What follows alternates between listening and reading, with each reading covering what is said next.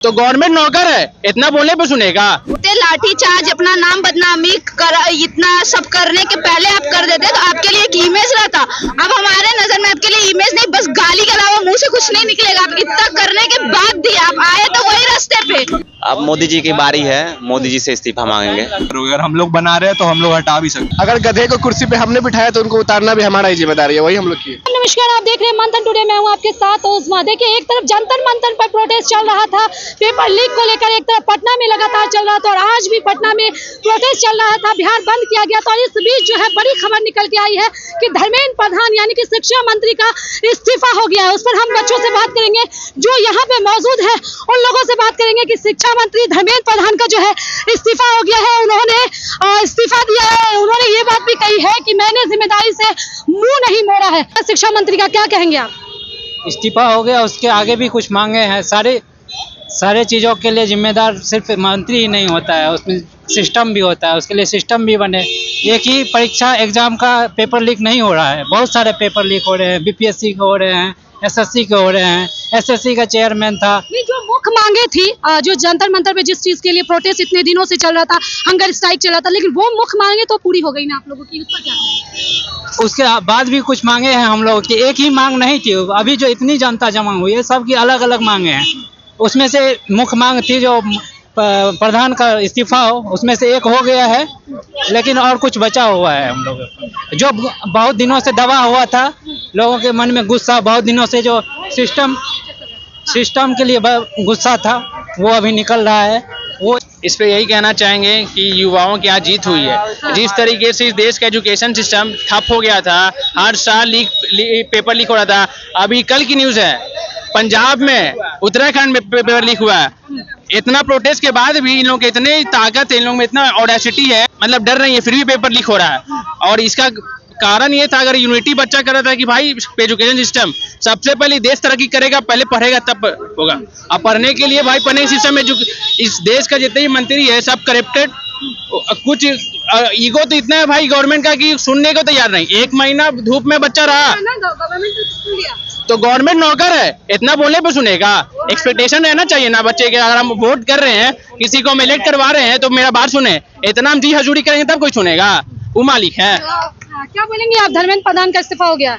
यही बोलेंगे कि आपको जो आपने किया अभी, वो इतने लाठी चार्ज, अपना नाम बदनामी कर, इतना सब करने के पहले आप कर देते तो आपके लिए एक इमेज रहता। अब हमारे नजर में आपके लिए इमेज नहीं, बस गाली के अलावा मुंह से कुछ नहीं निकलेगा। आप इतना करने के बाद भी आप आए तो वही रास्ते पे, पर पहले करते। पर एक चीज याद रखना, हम जनजी से, जनजी, मेरा बात मानना पड़ेगा किसी, क्योंकि तुम मेरे नौकर हो, मैंने वोट दिया है, मेरा अधिकार है। जो बोलेंगे वो करना पड़ेगा। ये मत सोचो कि पावर में बैठ के कुछ भी कर लेंगे, बढ़िया से सिखा देंगे हम लोग। कि बहुत लॉस हो रहा है, मतलब पूरा दम, मतलब गांधी मैदान गवर्नमेंट प्रॉपर्टी बर्बाद हो रहा है इसे।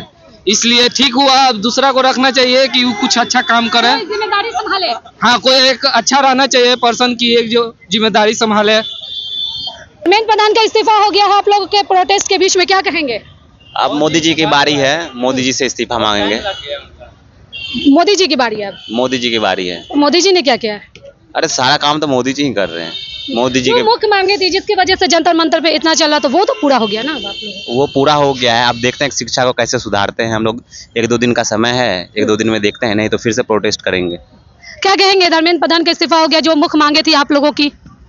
अभी तो बस एक प्रॉब्लम का सॉल्यूशन निकला है, बहुत सारी प्रॉब्लम्स हैं और हम तब तक खड़े रहेंगे जब तक हर एक प्रॉब्लम का सॉल्यूशन हमें मिल नहीं जाता।